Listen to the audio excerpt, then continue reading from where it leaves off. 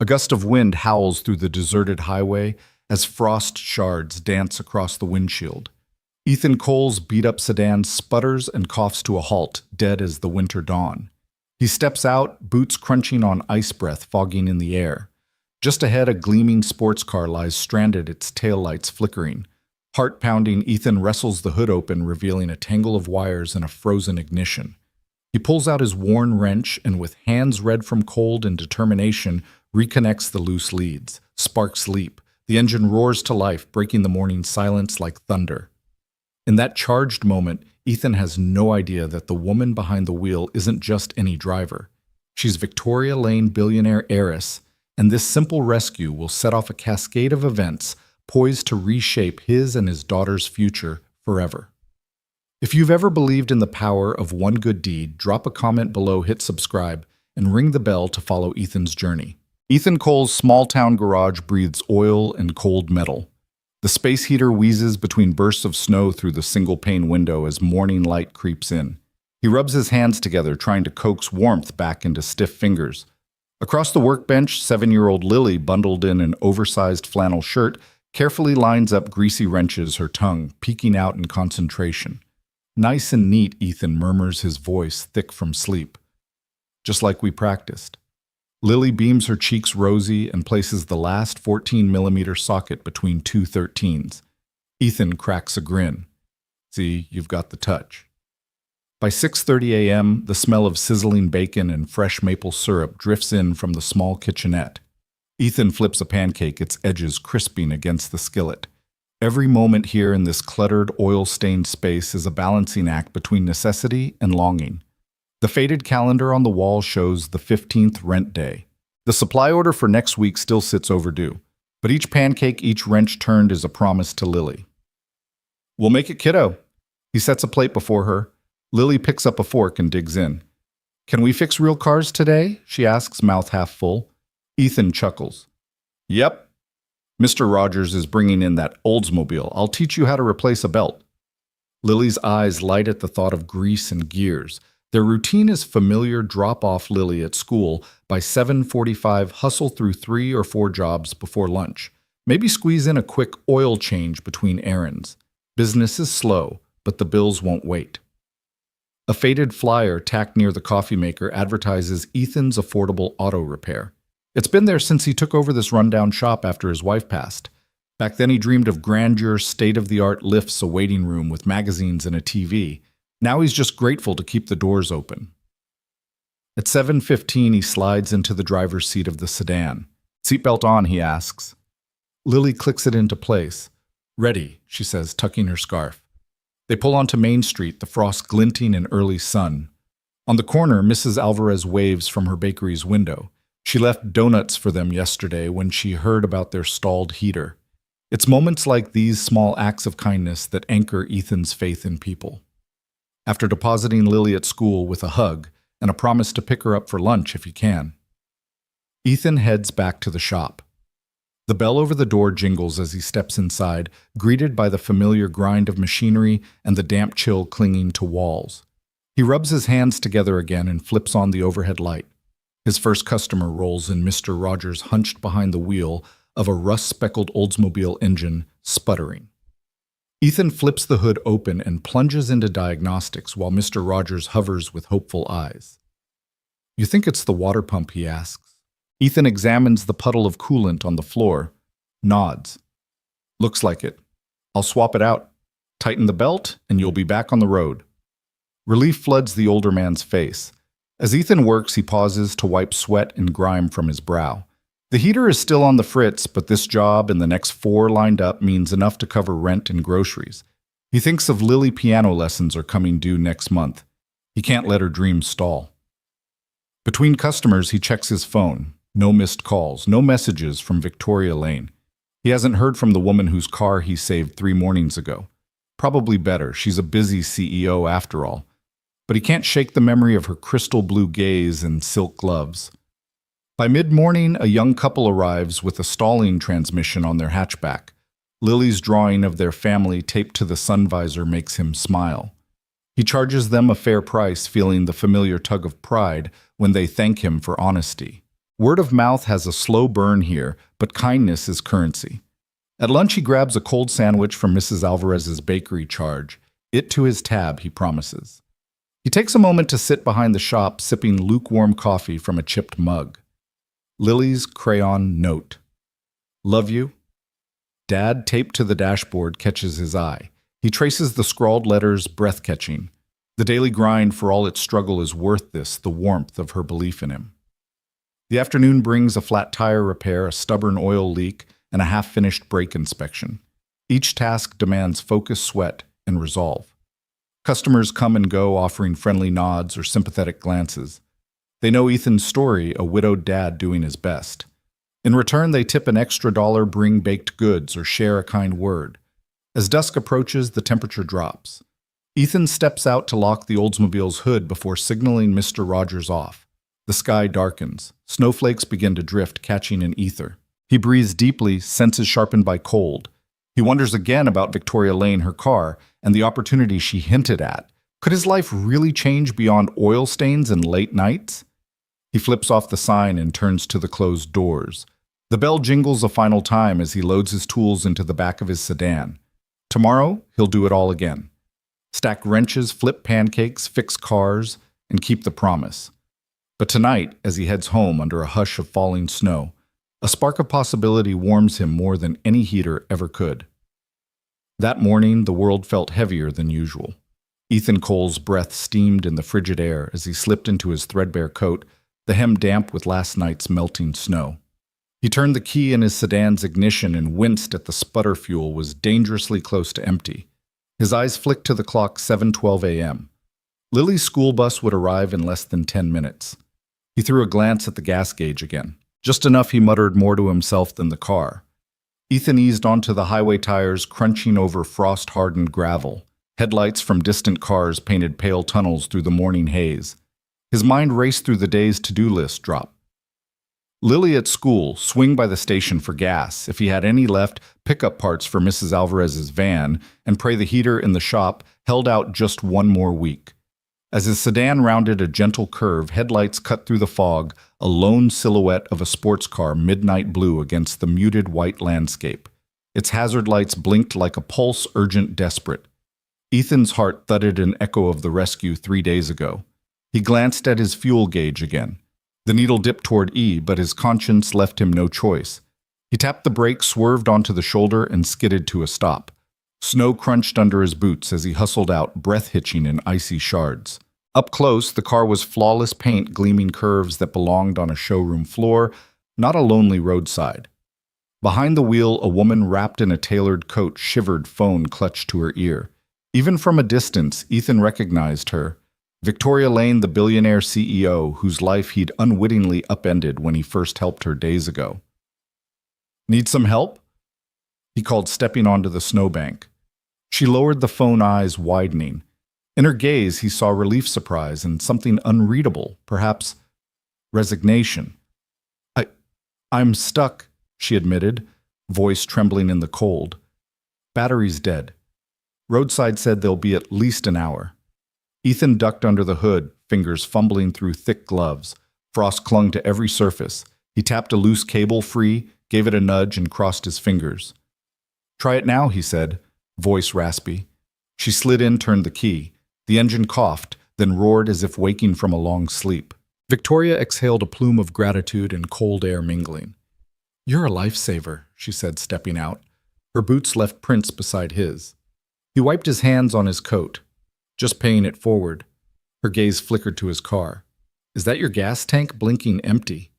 He nodded with a rueful smile. "Running on fumes, but worth it if it means you're safe." Victoria's lips curved in a small, knowing smile. "Thank you, Ethan." They worked in tandem, securing the hood and stowing tools. A silence settled, comfortable and charged, as if they both recognized the familiar rhythm of rescue. Then Victoria straightened, brushing snow from her coat. "I owe you again." Ethan shrugged. "No debts. Just glad you're okay." She hesitated, gaze drifting to the empty road ahead. "I have to get to the city this morning," she said quietly. "Important meeting."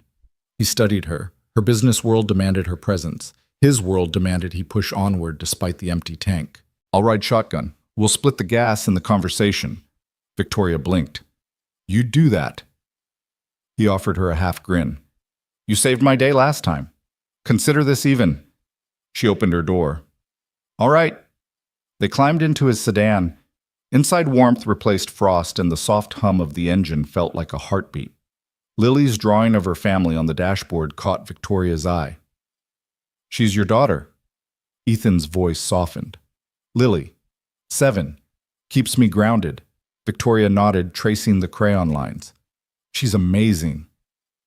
They began the slow crawl back onto the highway. The sky turned pale blue, the sunrise glinting off ice crystals. Words came easily between them, a shared laugh over Lily's latest antics, a conversation about the unpredictability of life, sprinkled with observations on frost patterns and engine diagnostics. Halfway to the city, Ethan felt the car judder as the tank neared empty. He eased into a small rural station, the pumps old but welcoming. As he filled the tank, Victoria stretched, tucking her hair behind an ear. I never thanked you properly, she said, leaning against the sedan. You didn't have to stop. I should have waited. He shrugged, wiping his hands. Maybe not. You did the same for me once. She met his eyes.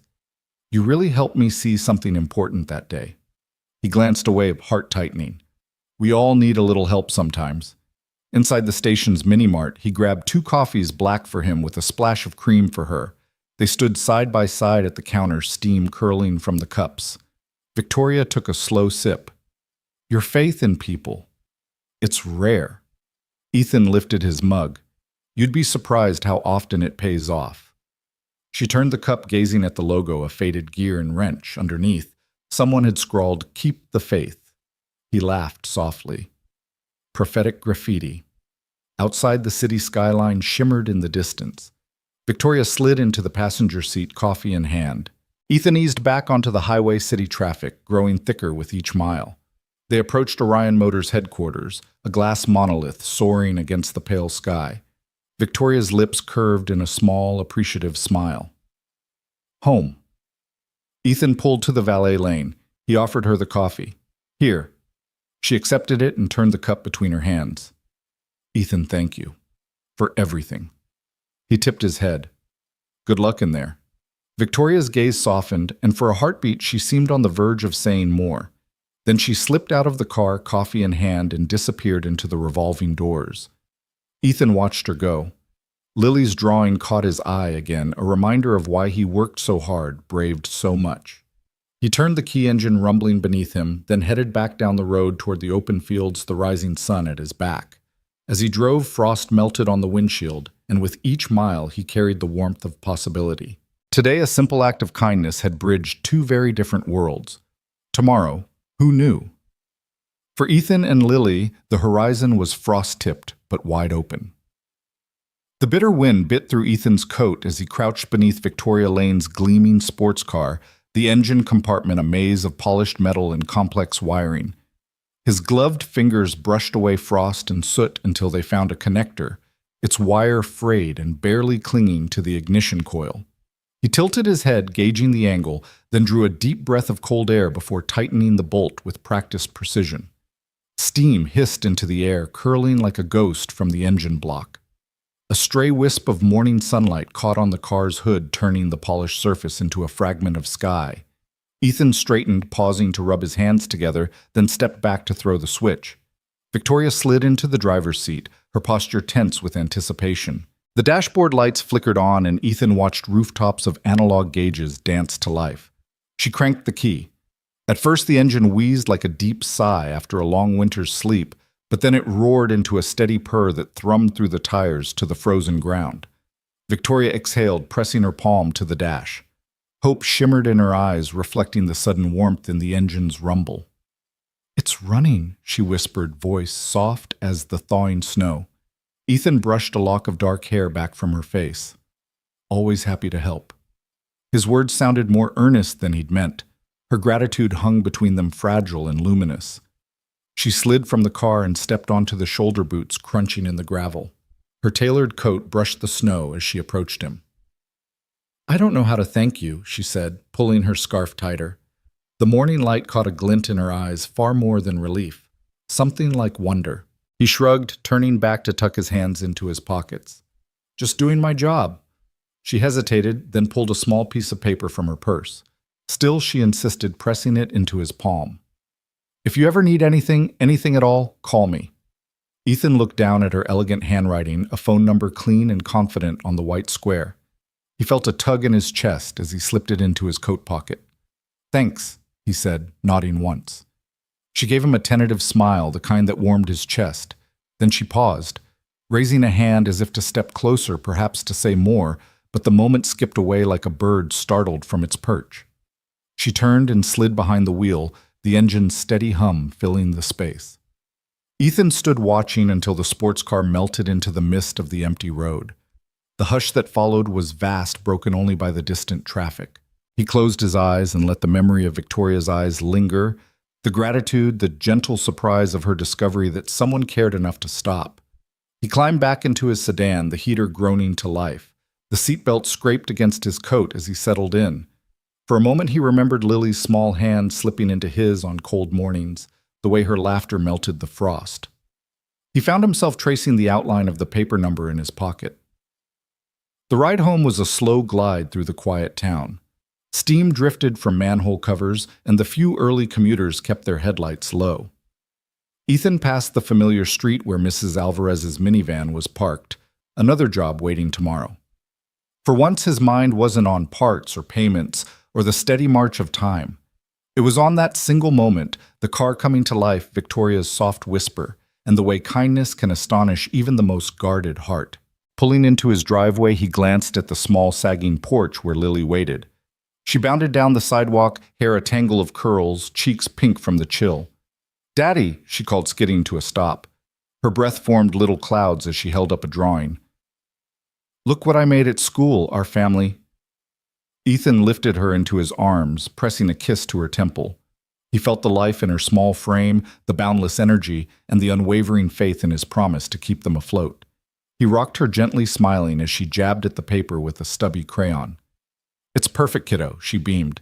"And I wrote your name on the back so Miss Vanessa can't take it." He laughed, settling her inside and heading for the kitchen. The remnants of last night's dinner waited in Tupperware on the counter. As he warmed soup and bread, Lily chattered about her day, her teacher's funny socks, the new girl in class, how the recess slide was icy but the best kind of slippery. Ethan stirred the soup slowly, mind drifting back to the morning's rescue. Lily had skipped breakfast in her excitement and tugged at his sleeve. "Can I have pancakes, Daddy?" He plated the soup, then turned to reach for the griddle. "Pancakes are on the menu," he promised. As the sweet scent of batter sizzled in the pan, the kitchen filled with warmth. Lily's small chair scraped as she climbed up, eyes following the steam rising from the pancake stack. Ethan flipped the flapjacks with a practiced flick, each one golden and fluffy. He set the plate before her with a flourish. "Thanks, Daddy," she said between bites, chin dotted with syrup. He smiled, his thoughts settling. Somehow, in the course of one long morning, the world had grown both larger and smaller. Larger because a billionaire CEO had crossed his path and entrusted him with her gratitude. Smaller because in his own home, sitting with Lily, he felt the entirety of life distilled into pancake mornings and the quiet satisfaction of a job well done. He poured himself a cup of coffee, strong and black, and took a seat beside his daughter. She pressed a pancake into his hand. "Here, Daddy, this one's extra buttery." He bit into the pancake and tasted both salt and sweetness, hope and home. He glanced down at Lily's wide eyes, then tucked a stray curl behind her ear. Outside the world was still frosted in ice, but inside the small kitchen, warmth reigned. Ethan lifted his mug in a quiet toast to the morning's kindness, to the unexpected connections that shift destinies, and to the small, steadfast promise he made to Lily every dawn that no matter how cold the day, they would be all right. And in that simple moment between pancake bites and the hum of morning light, Ethan Cole knew that life's richest moments often arrive when you least expect them, and that a single act of kindness can ripple far beyond the icy shoulder of a lonely road. A week had slipped by like snow melting under a reluctant sun, and Ethan's world settled back into its familiar rhythm of wrenches, oil stains, and Lily's endless curiosity. Yet beneath that routine lay a quiet anticipation, an itch at the edge of his thoughts, that whispered Victoria Lane might reappear. He was elbow-deep in the engine of Mrs. Alvarez's minivan when the bell above the garage door jingled unexpectedly. The sound made him startle wrench slipping from his grasp. He straightened, wiping grease from his hands as Lily, perched on a stool beside him, dropped her toy car with a soft clatter. At the doorway stood Victoria. Not hurried or frazzled this time, but composed in a fitted coat and heels dusted with winter's last flurries. She carried no basket of baked goods, no envelope of opportunity, only a small smile that carried the weight of unresolved gratitude. "Hi, Ethan," she said, her voice weaving through the shop's sense of oil and mechanics' sweat. "Is this a good time?" He glanced at Lily, whose almond eyes widened in recognition. "Lily, remember," he murmured, but Lily was already on her feet, racing across the concrete floor to fling her arms around Victoria's knees. "Miss Victoria." Victoria knelt, gathering Lily into her arms. "Hello, Pumpkin. You've grown since I last saw you." She ruffled Lily's hair, and Lily giggled, breath-puffing like a little cloud. Ethan swallowed. His elbow itched with grease, but his heart hammered in his chest. "Come on in," he managed, nodding toward a cracked leather bench by the workbench. He gestured for Victoria to take the seat. "We're just finishing up here." Victoria tucked Lily's feet beneath her and turned to Ethan. "I know this isn't your usual office," she said, glancing around at hanging license plates and racks of lug wrenches. "But I wanted to talk face to face." He nodded, tapping a rag on his thigh. "What's on your mind?" She paused, eyes drifting to the floor where a dark puddle of oil reflected the overhead lights. For a moment, vulnerability flickered across her features, rare for the CEO who commanded boardrooms with effortless confidence. Then she looked up. "I've been thinking about that morning, about how you stepped in without hesitation." Ethan shrugged, ducking his head. "Anybody would have helped." Her lips curved in a sad smile. "Not anyone." She reached into her coat pocket and pulled out a plain white envelope. "I hope you don't mind." She pressed it into his hand. "Consider this a thank you." He stared at the envelope, then up at her. "You don't have to." She shook her head. "I want to." Her gaze softened as she watched Lily inch forward, tugging at her sleeve. "Lily, do you want to say hello properly?" Lily nodded, scooting off Victoria's lap and grabbing her hand. Together they walked around the bench and approached Ethan. He crouched to Lily's level heart, warming as she showed him her favorite Barbie doll. She babbled about its sparkly shoes and how Miss Victoria made her pancake that morning extra buttery. Victoria laughed, and the sound was like the first thaw of spring in Ethan's chest. He stood and slipped the white envelope into his coat pocket. "Let's head inside," he said, nodding toward the reception area. Lily bounced between them, her cheeks rosy with excitement. Inside, the small waiting room smelled of coffee and old magazines. Ethan offered Victoria a seat on the battered leather sofa while Lily perched on the armrest. He stood before her, expression unreadable. "I wanted to apologize." Victoria began pressing her palms together. "For dropping that strange invitation via text. I know it must have come out of nowhere." Ethan shook his head. "You didn't have to explain." He took a deep breath, feeling the tension in his shoulders ease. "Really, it's no problem." She nodded slowly, searching his face. "You deserve more of an explanation." She lifted her chin and spoke with calm conviction. "I'm not just here because I can't fix a car without help. I owe you for what you did, yes, but I also want to repay your kindness by giving you a second chance." He blinked. A second chance. The word struck both familiar and strange. He had given up on his own dreams long ago. Dreams of a bigger shop, a better life for Lily, a future unchained from oil pans and overdue bills. "Second chance," he echoed. Victoria reached into her purse again, this time pulling out a slim folder stamped with the Orion Motors logo. She handed it to him. "I came to formally offer you a position," she said. "Not the managerial role, though we still believe you'd excel there, but something more tailored. We're expanding our community outreach program. We want someone with hands-on experience, someone who understands real people's needs. I want you to head that initiative." Ethan's breath caught in his throat. He flipped the folder open to reveal documents outlining a role that bridged corporate resources with grassroots automotive education workshops for underprivileged youth, free safety checks in rural areas, mentorship programs. He closed the folder. I don't know what to say. Victoria smiled softly. Say you'll consider it. She leaned forward, eyes earnest. You have knowledge and empathy this world needs. I want to give you the resources to make a bigger impact both for your family and for the people you've been serving all along. Lily clambered off the armrest, planting her small feet on the floor. She looked up at Ethan with question in her bright eyes. He knelt, placing a hand on her shoulder. Do you think your dad should do something new, kiddo? Lily's face scrunched in thought, then lit up. Yes. She threw her arms around his neck. You'll help so many kids, Daddy, like you helped me. Ethan swallowed emotions roiling like engine oil left to settle. He looked at Victoria, at Lily's trusting face, then felt the promise of possibility unfurl within him. His entire life had been spent repairing others' vehicles, patching up the broken parts to keep them moving. Now someone offered to repair his dreams, to stitch back the frayed edges of hope. He straightened, clearing his throat. I'd like that. His words felt fragile but real. Thank you. Victoria's smile blossomed. She reached across to shake his hand, then touched his arm.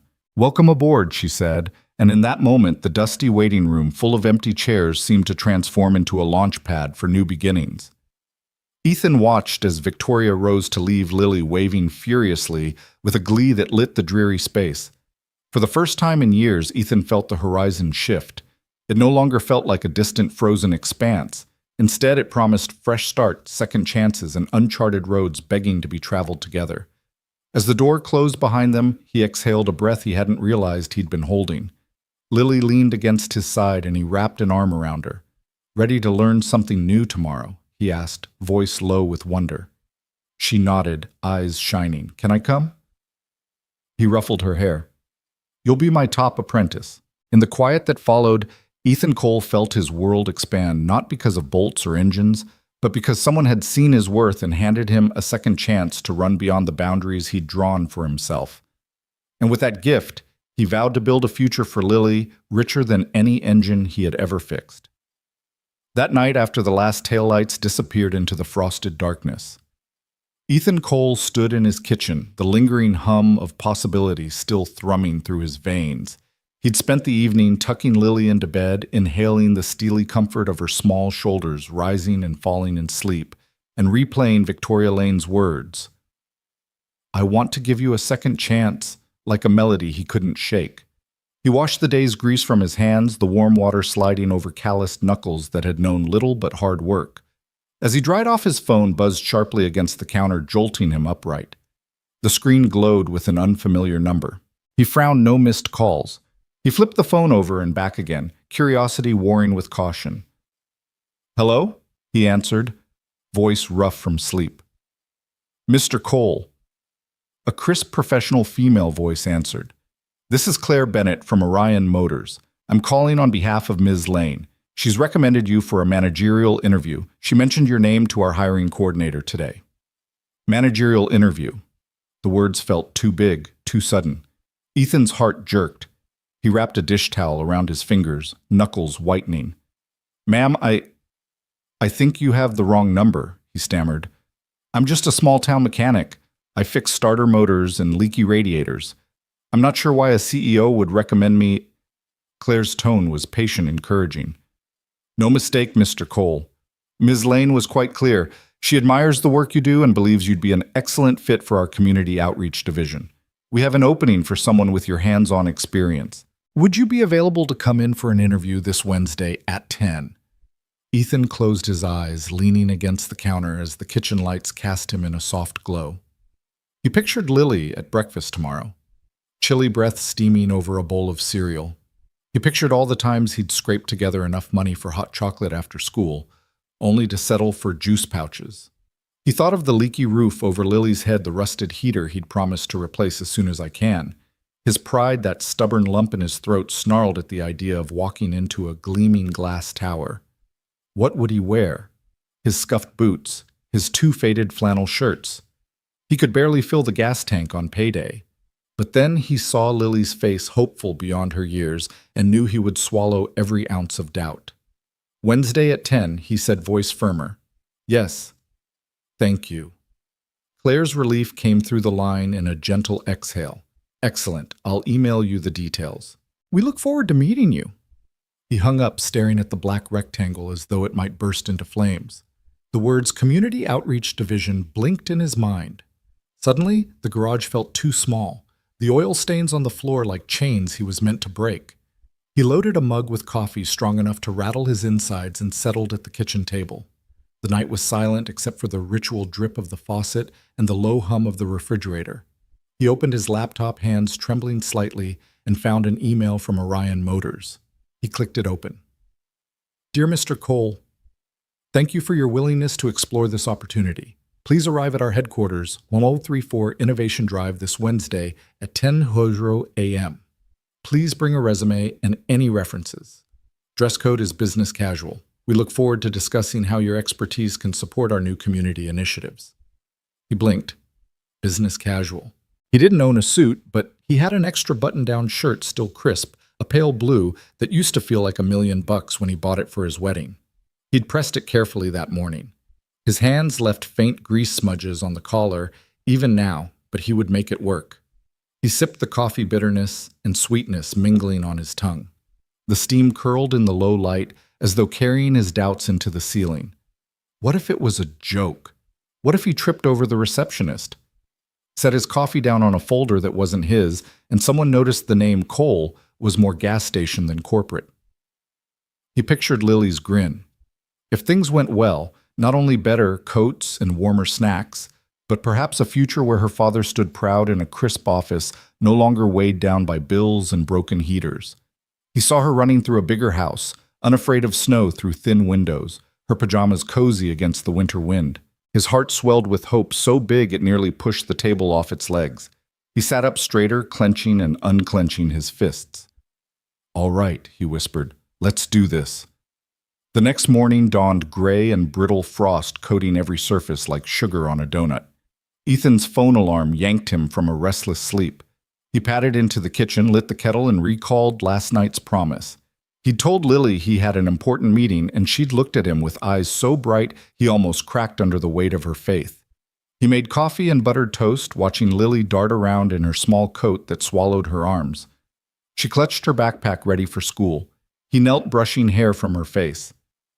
You know I've got to go help some people today, right? She nodded solemnly. Be brave, Daddy, and don't forget to smile. He laughed, planting a kiss on her forehead. I won't, kiddo. You have fun at school. As he drove through the sleepy streets, Ethan ran through what he'd say if someone asked. So, Mr. Cole, tell us about yourself. He'd tell them he was a mechanic who believed in second chances, first for himself, then for the kids who needed guidance just like Lily had needed him. He'd explain how he'd taught Lily to fix her toy car's wheels, how every loose bolt on a family sedan represented a chance to keep someone's world moving. When he pulled up to the Orion Motors headquarters, a tower of mirrored glass that stretched toward a pale morning sky, his breath caught. He gripped the steering wheel as though holding a lifeline. He straightened his shirt collar, smoothed hair from his forehead, and stepped out into the cold. Inside the lobby gleamed. Polished floors reflected his scuffed boots. Business professionals in crisp attire strode by, briefcases clicking on tile. He felt the weight of every stare, but also the pull of possibility pulling him forward. A friendly receptionist directed him to conference room B. He waited, heart drumming, as he stared at his reflection in the frosted glass. He straightened his shoulders, reminding himself he'd fixed cars and saved days. He'd earned this. Moments later, the door opened and Claire Bennett ushered him in. He shook hands with a panel of directors, including Victoria Lane herself, who greeted him with a genuine smile that banished any lingering imposter's doubt. Ethan cleared his throat, voice steady under her gaze. Thank you for this chance, he began. I'm ready to bring everything I've learned in my little garage, the kindness, the problem-solving, the heart to your community outreach initiatives. Because sometimes the smallest gestures can change lives, just the way Ms. Lane's did for me. He spoke of Lily and the families he'd served during free safety checks of nights spent patching engines in freezing cold. He spoke of hope, of second chances, and of what he could give back when given the resources. When he finished, the room was still. Then Victoria stood and extended her hand. Welcome to Orion Motors, Mr. Cole. We're thrilled to have you. Around the table, nods and handshakes followed warmth blooming like spring in that chilly boardroom. Ethan sank into the chair beside them, disbelief and joy mingling under his skin. In that moment, he saw more than four polished walls. He saw a path forward lit by a simple act of kindness on an icy roadside.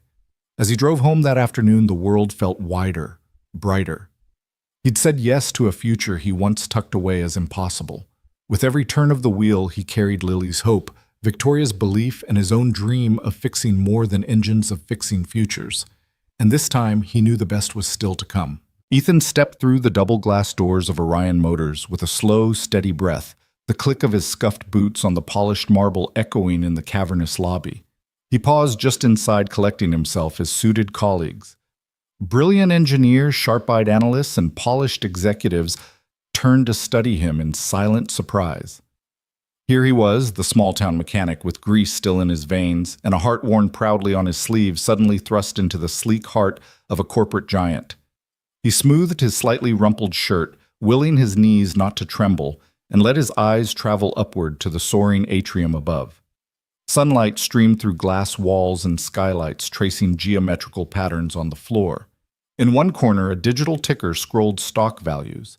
In another, a reception desk manned by impeccably dressed professionals hummed with quiet efficiency. Ethan felt the familiar tang of motor oil and warm coffee in his pocket, remnants of long hours at his garage, and was suddenly conscious of every stitch, every thread, even the way his boots squeaked against these gleaming floors.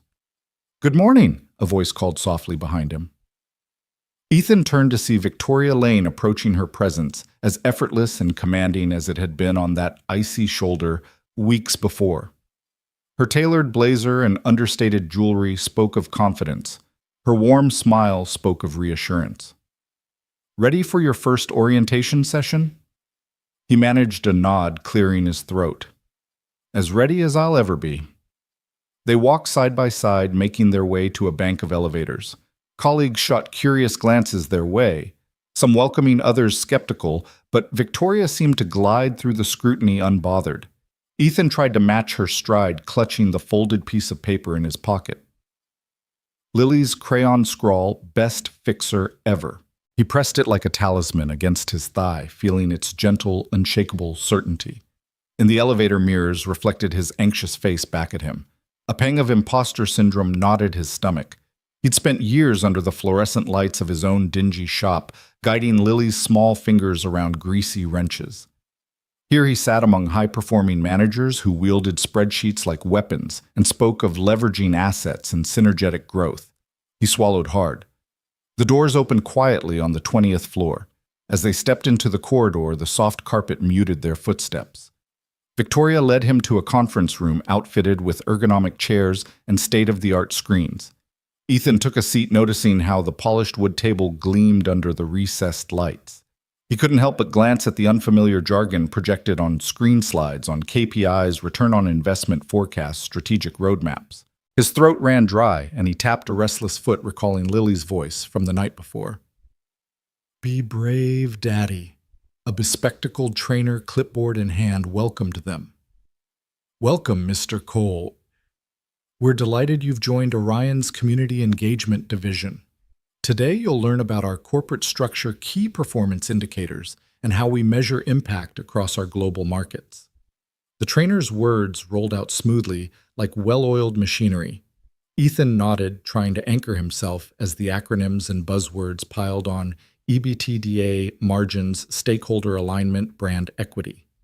He leaned forward in his chair, listening intently as the trainer segued into a case study. Imagine a rural community where access to reliable transportation is limited. Our program provides educational workshops on basic vehicle maintenance, ensuring safety and affordability. "Mr. Cole," the trainer said, pausing to let the attention shift.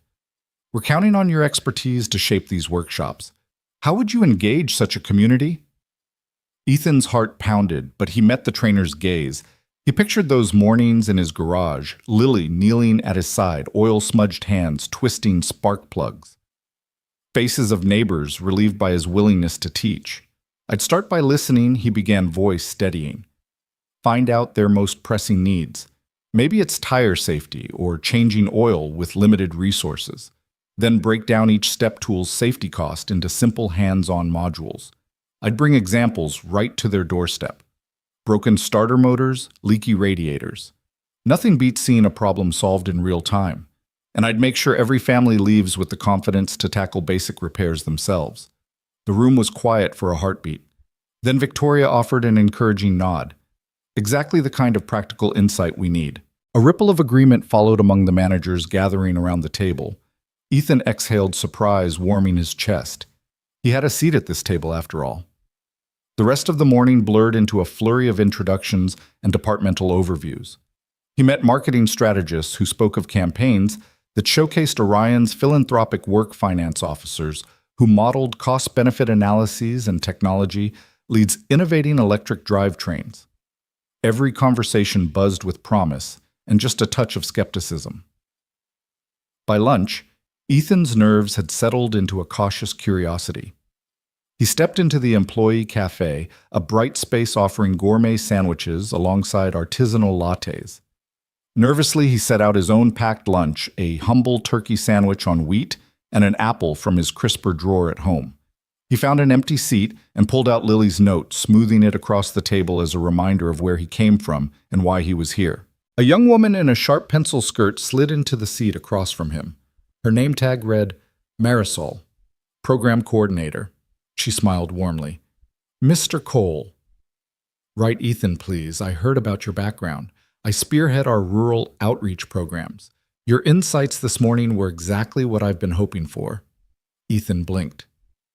Thank you, he said, setting Lily's note beside his lunch as he extended his hand. In her handshake, he felt genuine excitement, not the insulated formality he'd braced for. As they talked, he found himself describing the little details that lit up his world, teaching his daughter to check tire pressure on her Hot Wheels, saving a stranded teacher's van so she could make it home before dark, the gratitude in their eyes. Marisol laughed as he spoke, leaning in as though his stories were the best case studies she'd ever heard. After lunch, Ethan rejoined the afternoon session, a deep dive into stakeholder engagement. By mid-afternoon, he'd already sketched plans for pop-up clinics in underfunded towns, volunteer training modules, and a mentorship program pairing seasoned technicians with high school students. Every idea felt alive, fertile with potential. He realized he was speaking not as an outsider, but as someone who knew the heartbeat of these communities. Late in the day, Victoria reappeared in the doorway, her heels clicking softly on the carpet. She offered him a cup of coffee, which he accepted gratefully. She leaned back against the frame, watching him survey the whiteboard where he'd scribbled Mobile Maintenance Unit beside Youth Tech scholarships. Impressive, she said quietly. You've made this room your own. Ethan glanced at her, carefully hiding his surprise. I'm just trying to bring what I know. She handed him the coffee cup. Exactly. And remember that note in your pocket. She nodded toward his folded papers. He reached in, fingers brushing the crayon scrawl. Lily, he murmured. She's right, Victoria said, her voice soft but firm. You are Orion's best fixer ever. They shared a smile, that unspoken understanding passing between them. A small-town mechanic was bringing something no MBA could teach. His knowledge of wrenches and warm hearts was precisely the kind of synergy this company needed. As the sun cast long shadows through the glass facade, Ethan packed away his notepad, gathering the day's insights into a neat stack. The corporate buzzwords no longer felt like a foreign language.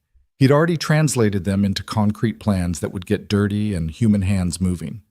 On his way out, a group of colleagues stopped to thank him, some for his practical suggestions, others for a fresh perspective that bridged the gap between boardroom strategy and real-world grit. Ethan scuffed boots. Once the source of his self-doubt felt steady, purposeful. Victoria walked him back to the lobby where the sky had shifted from bright morning blue to the soft hues of evening. You did well today, she said. Tomorrow we'll start aligning your ideas with our budget forecasts and volunteer network. But tonight, take pride in what you've accomplished. Ethan nodded, the weight of the day settling into his bones as a quiet triumph. He stepped back into the cool night air, the skyscraper's lights shimmering behind him like fireworks for a handiwork well done. Driving home, he held Lily's note against the steering wheel. The marble floors and corporate cadence of Orion Motors were steps on a path he never imagined walking, but every echo of those squeaking boots now felt like a heartbeat proof that glass and gears could coexist in harmony and that kindness once sown could transform even the loftiest halls of power. Ethan stepped into the conference room the next morning, coffee cup in hand, already tasting the anticipation and tension in the air. His mind still hummed with conversations from the day before Marisol's bright ideas, the nods of encouragement from mid-level managers, Victoria's steady confidence. But as he settled into the familiar circle of swivel chairs, he caught sight of Tom across the glossy table. Tom's tailored suit and crisp shirt looked as press-ready as it did yesterday, but today there was something sharper in his eyes, a barely concealed sneer. "Good morning, Mr. Cole," Tom said, voice dripping something more like challenge than courtesy.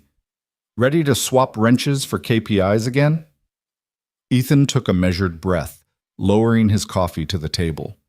He tightened his fingers around the handle until his knuckles whitened, but he reminded himself of Lily's hug last night, how she'd wrapped small arms around his neck, her eyes bright as she whispered, "You can do it, Dad." That promise echoed in his chest now. He wasn't here to prove Tom right or wrong. He was here for her. "Good morning, Tom," Ethan replied evenly. "Happy to share any metrics you need." Tom's lips curled. "I was hoping we could discuss your proposal for the mobile maintenance unit." He tapped a glossy presentation folder in front of Ethan. "But first, let's address qualifications. You know, most people here went to engineering school or have 10 years of corporate experience. Well, he let the sentence trail off, hovering in the stale air. Some of the higher-ups glanced Tom's way, eyebrows lifting like rainfall collecting on a roof. Ethan felt the heat rise in his cheeks but forced himself to stay calm. "I know my background isn't typical," he said, voice-controlled, "but I believe hands-on experience brings perspective." Tom smiled as if Ethan had just confessed to carving figurines out of cheese. "Perspective is great, but can it scale? Scale is what matters when you're deploying programs across 30 states." Ethan leaned forward, elbows on the table. He pictured every teacher whose bus he'd fixed at dawn, every neighbor who'd learned to change an oil filter with his patient guidance, and most of all, Lily's eager face at her school science fair. "Scaling isn't just a percentage, it's people," he said. "If you build trust in one town, those techniques can be replicated. You don't need a lesson plan written by committee, you need someone on site who understands the soil, the climate, and the tools. That's my expertise, and it can scale if you empower the right folks locally." The room sat silent. Tom's smug expression faltered as others exchanged glances. A soft cough from the back indicated interest rather than derision. Victoria, seated at the head of the table, offered Ethan a warm glance. "Well put," she said. "If I may add, we have pilot data from last quarter showing a 40% reduction in emergency roadside calls in towns where Ethan's model was informally tested. The numbers back his approach." Tom's lips thinned. He looked away, shifting in his chair. "Interesting data point," he muttered, then cleared his throat. "But formalizing it is another story." "Well," Ethan countered, "let's talk formalization. We train local volunteers as community ambassadors. They attend a 2-day workshop led by seasoned mechanics, supported by online modules for ongoing reference. We equip them with toolkits funded by community grants. In my experience, that's enough to keep 3 out of 5 breakdowns from needing tow trucks." He let that hang there, letting the logic settle. A few nods around the table told Ethan that he'd won at least a hearing. He sank back, chest easing, as Tom's stern gaze flickered with reluctant respect. The rest of the morning moved forward in a swirl of budget models and implementation timelines. Ethan contributing at every turn, his suggestions weaving easily into the corporate lexicon: ROI, per community coach volunteer retention rates, impact on insurance premiums. As lunchtime approached, the conversation had shifted from skepticism to cautious collaboration. Ethan ducked out for a quick break to catch his breath. The elevator ride down felt endless until he finally pressed the button and the doors slid closed. He gazed at his reflection hair, slightly ruffled eyes, bright with the promise of progress. He allowed himself a brief smile before remembering tomorrow Lily would be waiting for him at her school gates, lunchbox in hand, eager to hear every detail. At home that evening, the scent of tomato sauce and garlic greeted him before he even opened the front door.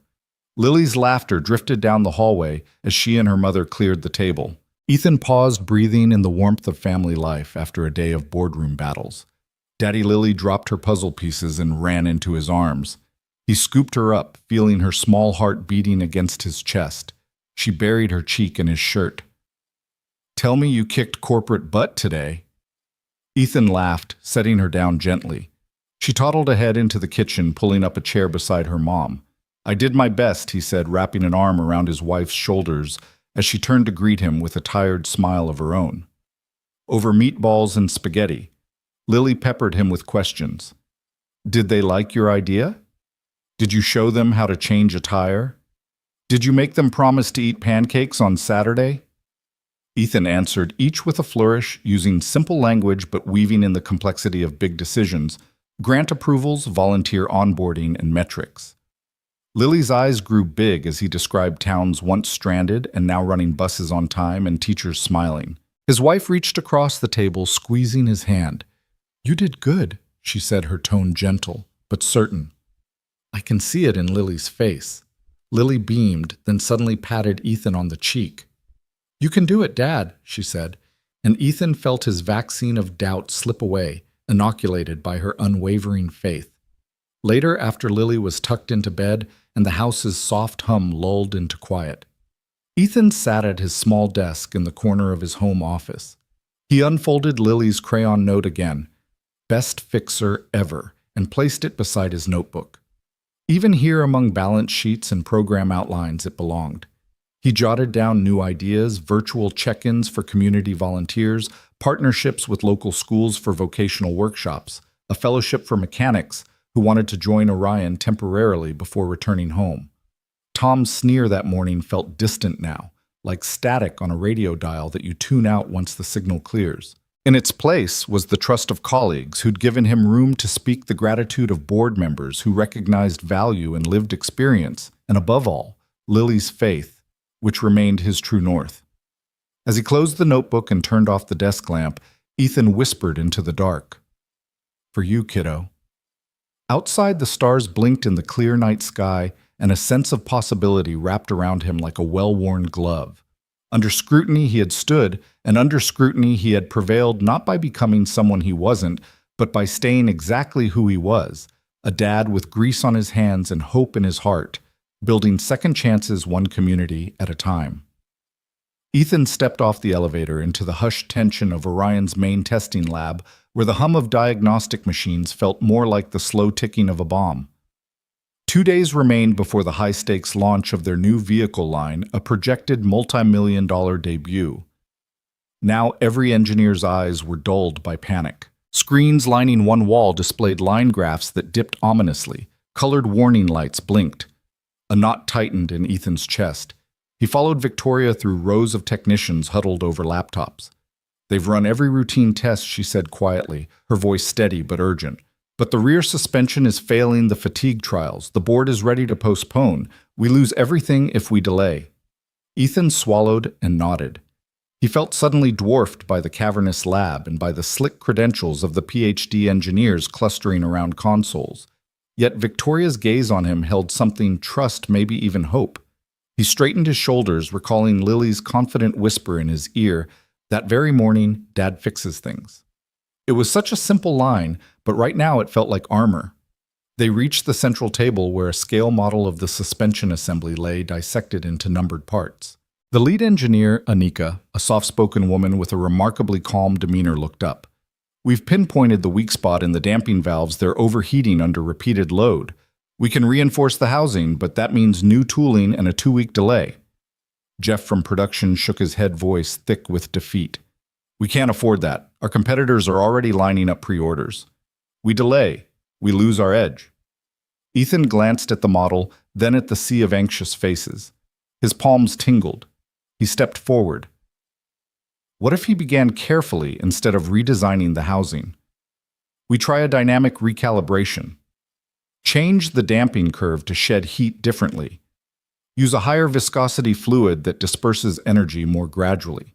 He watched eyes raise in surprise and felt a flicker of wider interest around the table. "Higher viscosity fluid," Anika repeated. "Most of our tests indicated that would stiffen the ride too much." "True," Ethan said, "but hear me out.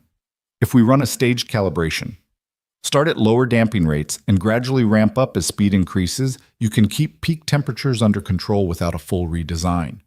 He traced a path through the schematic with his finger. You'd need to adjust the valve orifices by maybe 2%. It's minimal, shouldn't require new tooling, just a quick reprogram of the control algorithm and retrofit existing prototypes. Silence fell. Someone cleared their throat. The room's weight seemed to shift. Victoria stepped closer, eyes bright. Ethan, that's exactly the kind of out-of-the-box thinking we need. But can you back it up? Ethan drew a breath. I've seen a similar situation back in my shop. A customer's hydraulic lift was overheating under constant use. Instead of replacing the cylinder, I increased the bleed rate to cycle. The fluid reduced the heat peak by about 30%. It lasted a year without issue. He looked up. The principles are the same. Tom, who had been scowling in the corner, arched an eyebrow. That was a small stationary lift at 2,000 psi. We're talking variable loads at highway speeds. He sounded ready to dismiss Ethan again. But Ethan held his ground. All the more reason to simulate it here. Let's run a few cycle tests using this method on the bench units. If it shows promise, we incorporate it into the next round immediately. Worst case, we revert to your original housings, but at least we're trying to solve it without months of delay. Anika exchanged a look with her team. We can reprogram the test rig overnight, she said. We'll run a dozen cycles and watch the temperature curves. She turned to the technicians. Get me the test scripts and let's do this. A murmur of approval swept the room. Even Tom sounded grudgingly impressed. Fine, run the test, but don't waste time. Ethan nodded, voice steady. Right away. As the team scrambled, Victoria slipped an arm around his shoulder. You just might save this launch, she whispered. He managed a tense smile. Let's hope. Over the next 12 hours, the lab became a whirlwind of activity. Ethan hovered over monitors as digital readouts scrolled across screens, temperature spikes, pressure graphs, heat maps. The tension built with each cycle. At 50 cycles, the dampers warmed to 145 degrees Celsius, just within safe limits. At 75, they crested 150 degrees Celsius but plateaued. At 100, they peaked at 155 degrees Celsius, then stabilized as the fluid flow adjusted. Contrast that with the previous baseline tests that had shot to 185 degrees Celsius in under 50 cycles. Anika's eyes widened. This is incredible. The thermal load dropped by nearly 40%, and the ride quality margin, well, within spec. She looked at Ethan and laughed, half relieved, half exhilarated. You did it. Around them, engineers broke into smiles, exchanging high fives. The air crackled with renewed energy. Even Tom allowed himself a nod of respect. Victoria approached the boardroom door. We need to present these results, she said, voice bright enough to cut through the last of the tension. The launch goes on. Ethan leaned against a nearby bench, heart still galloping. Memory of Lily's hug last night surged warm through his chest. He reached into his pocket and touched the crayon note. Dad fixes things. He repeated to himself, smiling at how true it felt right now. As the team gathered, Ethan took a moment to breathe deeply of the cool lab air. The panic had dissolved, replaced by fierce pride for the engineers who'd rallied at a stranger's suggestion, for Victoria's unwavering belief in him, but most of all, for Lily. She hadn't seen the stress or the exhaustion. She only saw Dad fixes things. Her innocence had been the spark, and tonight that simple truth had rallied an entire company. Ethan watched his coworkers file into the boardroom, data in hand, ready to show the board that innovation sometimes comes from the most unlikely places. He waited outside, chest full, hands still faintly trembling with adrenaline. When Victoria emerged minutes later, her eyes shone. Board's unanimous, she said, sliding an arm through his. Launch is back on. He exhaled, steadied by her triumph. They walked together past flickering lab lights and humming machines, forging a new kind of respect between small-town grit and corporate ambition. Ethan paused beneath a towering window overlooking Orion's campus lights, twinkling like hope against the dark sky. He raised his hand as if to touch the stars. We did it, he whispered. Victoria squeezed his arm. You did it. And back at home somewhere out there, a little girl would wake tomorrow, knowing that her dad really could fix anything, even a $1 million crisis under impossible time pressure. The boardroom hummed with tension as Tom leaned back in his chair, arms crossed, skepticism etched into every line of his sharply tailored suit. He tapped a manicured fingernail on the polished mahogany table, his expression all but daring Ethan to fail. So he drawled, voice slick with condescension. "You want us to trust this makeshift fix on a multi-million-dollar launch?" "Seriously." Cole murmurs rippled around the room. Engineers exchanged uncertain glances. Even Victoria's usual air of unflappable confidence couldn't mask the faint crease at the corner of her eyes. She rose slowly, smoothing the lapels of her blazer. "Gentlemen," she began, voice crisp and authoritative, "we don't have weeks to spare. We have one shot at this." The room fell into a sudden hush. "Ethan's method isn't conventional, but neither is our deadline. We either recalibrate these dampers tonight, or we delay the launch, losing millions and our market edge." Tom's lip curled. "It's still a gamble." Victoria held his gaze. "She's a calculated gamble and backed by data. We run the tests. If it fails, we'll revisit Plan B. But right now, we owe it to the company to give this every chance." That final commanding note from Victoria snapped the board to attention. Orders flew at practical speed: clear the lab, assemble the rigs, alert the bench technicians, and gather every spare set of laptops. Within minutes, Orion's high-tech testing center metamorphosed into a war room fueled by espresso and purpose. Blueprints littered work tables like confetti. Wire-bound notebooks lay open pen scribbles, mapping out valve orifice adjustments. Cables snaked under desks, linking control modules to hydraulic jigs. Everyone moved with precise urgency, double-checking measurements that only hours ago had seemed impossible to trust. Ethan found himself at the epicenter, flanked by Annika and a half-dozen engineers. A kettle steamed in the corner, ready to feed the perpetual coffee demand. "All right," he said, voice calm but carrying the weight of decisive authority. "First, we swap in the higher viscosity fluid. Then we adjust the digital controller's ramp function. Remember, delay activation by 50 milliseconds to allow initial absorption of shock. We'll start each cycle at low amplitude, then step up incrementally." His tone threaded technical detail with easy confidence, exactly the leadership the room needed. Annika nodded, fingers flying over her keyboard. Lines of code scrolled down a monitor as she tweaked control parameters. Across the room, a technician loosened the filler cap on a suspension tank, draining the old oil into a drum. Another poured in the new fluid, its thicker consistency gleaming like molten brass. "Fluid swap complete," the technician called. Ethan dipped a slender probe into the reservoir and gave a satisfied nod. "Good. Now activate test rig 1. A lone engineer hit a green button on the main console. The hydraulic actuators rumbled into life. A camera zoomed in on the damper assembly beneath the platform. Data streams burst to life across multiple screens: temperature, pressure, damping coefficient, cycle count. The first cycle clicked by tension, compression. Tension, compression, steady as a metronome. The display registered a peak temperature of 130 degrees, so well below the previous 185 degrees of baseline. Ethan's brow furrowed as the rig cycled on. He leaned forward, hand resting lightly on a desk. "Okay, ramp to stage 2, double the stroke amplitude." The engineer complied. The rig jolted, mimicking rougher terrain. Screens flickered with new numbers. Heat crept upward, 142 degrees. Still within safe range. Ethan glanced at a small digital display recording ride quality metrics. Ride comfort delta is at 0.05 Gs, excellent. No detectable harshness. Tom folded his arms and watched silent. A hush of respect rippled through the room, but Ethan knew better than to relax. Stage 3, he called. Full amplitude simulate highway speeds. The lab's overhead lights reflected off polished floors as the rig went to work. Hydraulic pistons hissed. The damper glowed under mechanical stress.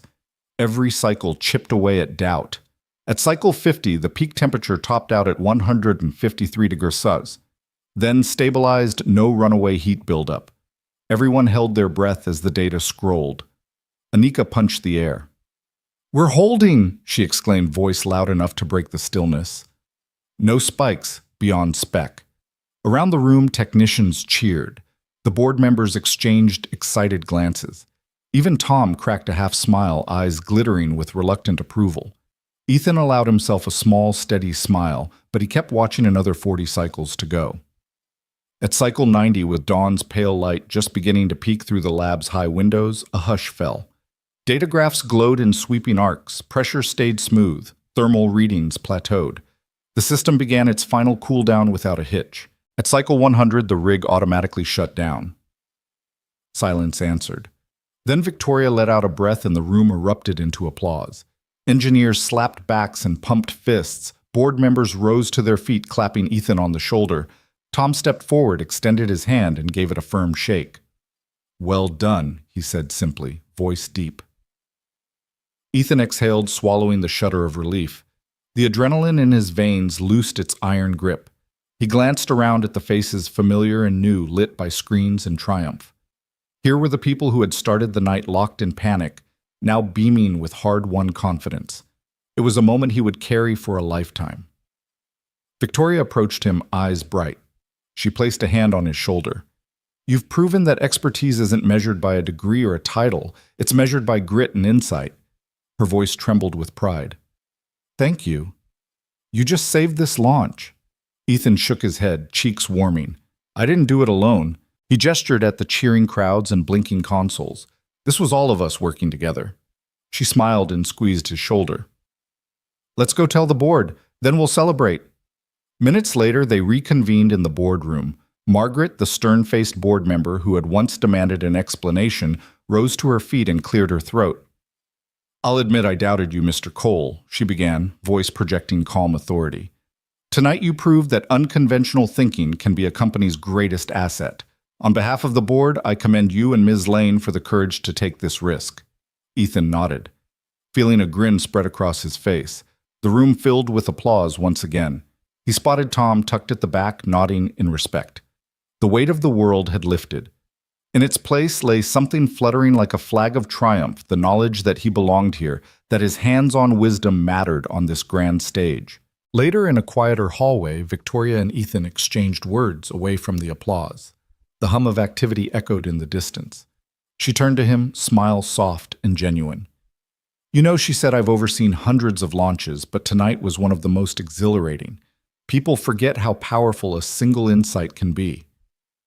Ethan rubbed his neck, thinking of Lily, curled in bed hours ago, oblivious to the drama unfolding. "It's all for her," he said quietly. "I want her to see that her dad can stand tall no matter how fancy the arena." Victoria reached out, resting a hand on his arm. "You've given her and all of us something invaluable tonight." He let himself lean into that praise heart, thrumming with warmth. The risk had paid off beyond any engineered expectation. The reward wasn't only in saved millions or undelayed launches, it was in the belief reignited in every person who had dared to see more than a grease-stained mechanic. It was in forging trust between small-town grit and corporate ambition. As Ethan walked out into the morning light with Victoria by his side, every breath felt charged with possibility. The frost that had greeted Lily and him days earlier now melted in the promise of a new dawn, one where genuine expertise and courage could transcend any title, any obstacle. And somewhere back home, a little girl would wake up knowing her dad had saved the day, proving that even one man's steady hands could steer a company through the storm. The early morning light streamed through the tall windows of Orion Motors' boardroom, painting the polished mahogany table in warm gold. Ethan Cole sat at one end, his presentation slides glowing softly on the screen behind him. Across the table, the usual mixture of stern directors, engineers, and department heads watched him with rapt attention. At the front, Victoria Lane stood beside him, her poised confidence a steadying presence. Ethan took a moment to glance at the first slide, a crisp chart depicting the suspension test results, each data point falling perfectly within margins. He inhaled, feeling his heart settle into a measured rhythm. This was the moment he had worked toward 2 days of sleepless nights, constant recalibrations, and quiet determination. Now all he needed to do was let the numbers speak. He cleared his throat. "Good morning," he began, voice calm but firm. "Thank you all for coming on such short notice. Yesterday evening, we ran a full 100-cycle stress test on the damper assembly using the new calibration protocol. I'm pleased to report that not only did we stay well within design specifications, but we also saw a 12% improvement in thermal stability over the original configuration. He clicked the remote. The next slide showed side-by-side thermal graphs, the old line creeping into dangerous red zones by cycle 60, and the new tuning maintaining a steady blue-green gradient all the way through. A hum of approval rose from the engineers in the back. Ethan continued weaving each result into a narrative that underscored the practicality of hands-on expertise matched with corporate resources. He spoke of fluid viscosity adjustments, timing offsets, and the real-world parallels he had drawn from his garage days, how every make and model he'd repaired demanded its own bespoke approach. As he spoke, he noticed Marjorie Cartwright, the board's stern-faced director, lean forward, studying the data with keen interest.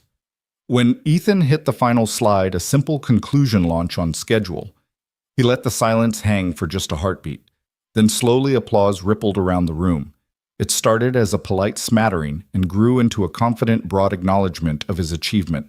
Relief washed over him in a gentle wave, loosening the tension in his shoulders. Marjorie cleared her throat, drawing the room's attention back to the front. She rose from her seat, carrying a crisp folder in one hand. Her expression softened for the first time since Ethan's arrival.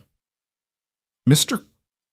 Cole, she began, voice carrying both authority and genuine warmth. This board has seen countless presentations, countless projections.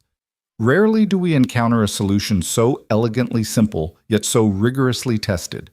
You have not only vindicated your approach, you've demonstrated the value of practical insight in an environment often dominated by theory. Well done. Her words, concise and weighty, landed like the final piece in a complex puzzle. Tom Fairchild, the polished engineer who had so vocally doubted Ethan's unconventional methods, rose next.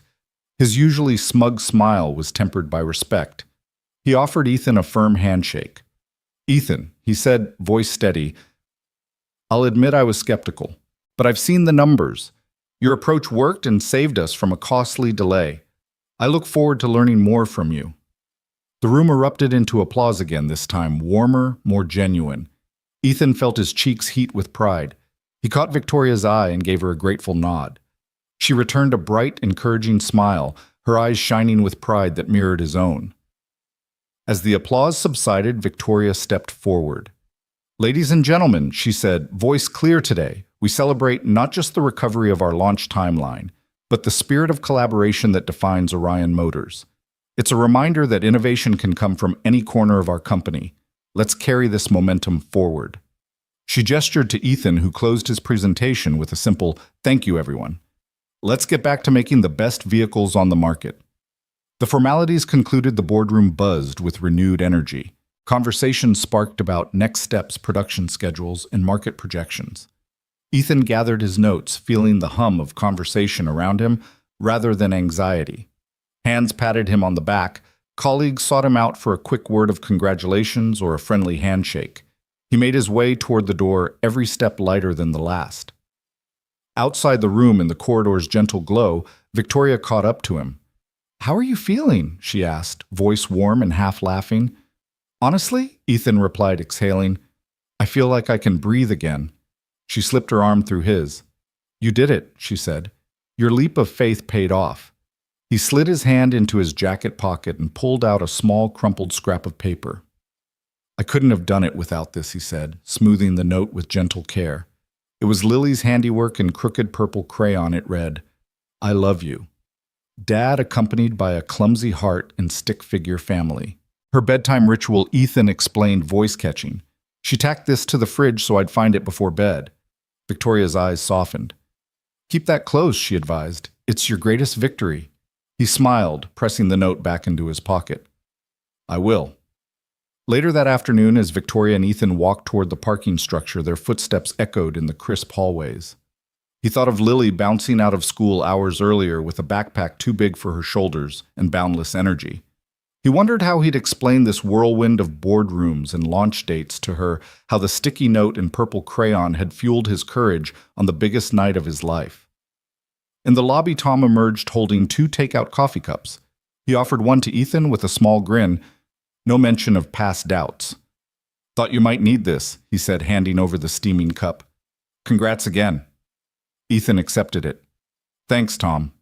That means a lot. Tom inclined his head. Just don't forget us little people when you're CEO. Ethan chuckled, raising his cup. No promises on CEO, but I won't forget. As they parted ways, Ethan turned back to the glass doors, where the afternoon light played off the sleek architecture. A sense of calm resolve settled over him. He had faced doubt and come through with more than just technical success. He had earned respect, built bridges, and affirmed his place in this world. He and Victoria climbed into the sleek black SUV waiting outside the entrance. As they pulled away, Ethan spotted Marjorie and several directors gathering at the door, still discussing strategy with excited intensity. He gave a small wave, and Marjorie returned one with a thoughtful smile. Inside the vehicle, Victoria reached over and squeezed his hand. "I've never been prouder of you," she said softly. He turned to her eyes, reflecting genuine gratitude. "I couldn't have done it without you, your support, your belief." She shook her head. "You did the work. You took the risk. Now let's get you home to your biggest fan." Ethan leaned back in his seat, watching the cityscape unfold as they drove. The streets glimmered with the promise of possibility. He thought of the little drawing pinned to his wallet, the simple words that had felt so small, and yet carried him through the storm. "Tomorrow," he said quietly, "I'm taking a day off." Victoria laughed, genuine and delighted. "You deserve it." Ethan closed his eyes for a moment, feeling the day's victories settle. "First thing," he promised, "I'm going straight to the grocery store to buy the biggest box of crayons I can find." Victoria raised an eyebrow. "Crayons?" He smiled. "Lily deserves new colors for her next I Love You masterpiece." The SUV slipped through the early evening traffic, carrying Ethan Cole, small-town mechanic turned corporate hero, toward home. And as the city lights shimmered around them, he felt the quiet triumph of vindication echo in his chest, not for the accolades or the saved launch, but for the knowledge that he had stood by his hands, his heart, and his daughter's unwavering faith in him. The morning sunlight filtered softly through the half-melted snow draped over Turner's garage sign, casting long, warm streaks across the concrete driveway. Ethan stood just inside the open bay doors, arms crossed against the cool air, watching Lily and Victoria beside the gleaming hood of a 1967 Mustang. Tools were scattered on a weathered picnic table nearby, wrenches, spark plugs, and a carefully folded diagram of the car's original wiring. The unmistakable scent of fresh coffee mingled with the tang of engine oil, creating a comforting aroma that felt like home. Lily, bundled in her favorite purple hoodie, held a small socket wrench with all the seriousness of a seasoned mechanic. She peered under the hood and called out, "Okay, Victoria, hold the flashlight steady. Right there, it's loose." Victoria leaned in her elegant coat, dusted with a little grease, and shone the beam exactly where Lily indicated. The two of them laughed when the bolt finally clicked into place, a crisp, decisive sound that echoed like possibility. Ethan allowed himself a quiet smile. It wasn't so long ago that the morning routine consisted of shivering in an unheated garage, rushing to get Lily to school, and worrying over the next bill. Today, every clank of metal and shared grin was proof that their world had shifted. He'd traded those solitary worries for a community of support, a partnership that had grown from one simple car repair into something far greater. He stepped forward, hands resting on his hips, and Victoria glanced up. "Morning," she called in a warm tone. "We're almost there, just tightening the last bolt." "Need a hand," Ethan offered, though face and hands were already testament to a lifetime of fixing things. Lily looked up, her eyes bright with pride. "Dad, you can catch the flashlight next time." She handed it to him with the confident authority of a mini foreman, and he chuckled, taking it as though she'd just promoted him. As he knelt down, he felt the ground give slightly under him, wet patches where the snow had surrendered to promise of spring. The Mustang's engine block gleamed in contrast to the drab winter landscape, its polished curves and vibrant blue paint sparkling like a gem.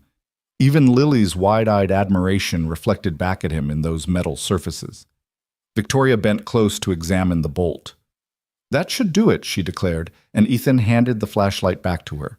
Together they closed the hood, and Lily hopped onto the bumper to inspect their handiwork from above. Ethan stood brushing a hand through his hair and sipping the steaming coffee that Victoria had thoughtfully set on the edge of the table. The scent of roasted beans was sharp and invigorating, just the thing to banish any lingering morning chill. Victoria leaned against the table next to him, her breath forming small puffs in the air. "You know," she said softly, "I never imagined fixing cars could look this peaceful." She smiled at Lily, who waved the wrench triumphantly. Ethan laughed, setting down his coffee. The old days, it was just another job. But now, this, he gestured around at the trio, this is what matters. He beeped the horn lightly as Lily climbed down and the Mustang rumbled to life, its engine voice lower, richer, confident. Lily jumped back, delighted, and Ethan turned the car off with a practiced twist of the key. They all exchanged a look of shared accomplishment. In that moment, the prismatic sunbeams, the aroma of coffee and oil, the simple joy of a repaired engine, Ethan felt the full weight of everything they had overcome. The snowy hardship of yesterday had melted away, leaving only the warmth of connection and possibility. Victoria reached out and placed her hand on Ethan's arm. "I'm proud of you," she said, her voice carrying the depth of her belief. "You turned a random morning stop into something that's changed all our lives." He nodded, emotion catching in his throat. "Couldn't have done it without you," he managed, glancing at Lily's drawing taped to the garage wall, a stick-figure family holding hands under a big yellow sun. "And without Lily's constant reminders that I'm the best fixer ever." Lily beamed at the mention, her small chest puffing up with pride. She reached into her backpack and pulled out a fresh sheet of paper and a handful of crayons. "I thought we could draw our next project," she announced, pulling up a chair and starting a rainbow arc across the page. Victoria knelt beside her, leaning in to help choose colors. "What about that avocado green vintage truck you always talk about fixing?" she asked. Lily's eyes lit up. "Yes, and we'll add a garage." "That's you, Dad, right here," she said, sketching a tiny figure with grease-stained overalls next to a big smile. Ethan took the pencil and joined in, adding a little red heart above their drawn family. "And that's you and Mom watching," he said gently, though the girl they talked about had passed away years ago. But in Lily's world, her mother lived on in every imagined scene, every hope dragging them forward. Victoria settled back on the table's edge, watching the two of them. "I've always believed in second chances," she said. "But this seeing you two work together, this is the best one I could ask for." He sipped his coffee again, warmth spreading from the cup through his chest. Above them the sky had turned clear, the pale blue promising days ahead. The snow around the driveway had receded further, leaving only patches that glistened under the garage lights in early sun. Ethan drew a tiny Old Glory flag flapping atop their little garage on the paper. "You remember when I thought big dreams were out of my reach, that I was just a grease monkey in a cold shop? Now I realize big dreams start small." He handed the drawing back to Lily. "Thanks for helping me see that." Lily fluttered her eyelashes like a seasoned artist receiving praise. "Any time, Dad. You do the fixing, I do the drawing." She held up the crayon next to her sketch, proud as could be. Victoria laughed, a bright, clear sound that mingled perfectly with the rumble of the city awakening outside. "One day," she said, standing and stretching, "we'll hang these drawings up where everyone can see." Ethan rose as well, wiping his hands on a rag he had tucked into the back pocket of his jeans. The garage, once dark and silently lonely in the depth of winter, now felt like a sanctuary of laughter and color. The walls seemed to glow with newfound life. He placed a hand on Lily's shoulder, giving it a gentle squeeze. "All right, team," he said. "Let's get this beauty started." "We've got a date with Destiny." Lily hopped down and grabbed her bright green safety goggles, ready for action, while Victoria retrieved another steaming cup of coffee from the workbench. Ethan traded his initial half-drunk cup for a fresh one, then climbed sotto voce onto the engine bay to retighten a few final fittings, just to be sure. As they settled back into their respective tasks, the soft click of tools against metal, the clink of coffee mugs, and the scratch of crayons against paper wove together into a morning symphony. The world outside was awakening distant car engines, starting birds chirping and thawing trees. Neighbors stepping onto porches to greet the day. But here in the heart of a once struggling garage turned home, their own kind of dawn was unfolding, a personal spring after winter's trial. Ethan remembered the first time he'd met Victoria on that frosted roadside, her coat sleek against the bleak backdrop. His simple act of kindness posing no promise. Yet that single moment had blossomed into trust. shared dreams, and a life filled with possibility. He glanced at Victoria's profile. Her eyes lit with satisfaction as she watched Lily draw and felt a surge of gratitude. Then he looked at Lily. Hair falling in untamed curls, bright eyes alight with creative fire, and recognized that every wrench turned, every smile shared was proof that second chances weren't just fairy tales. They were real living things forged in moments of kindness and nurtured by resilience. Ethan set his coffee carefully on the fender, wiped his hands, and hopped down. He joined Victoria and Lily by the picnic table, wrapping an arm around both of their shoulders. "Here's to new dawns," he said, his voice steady and full.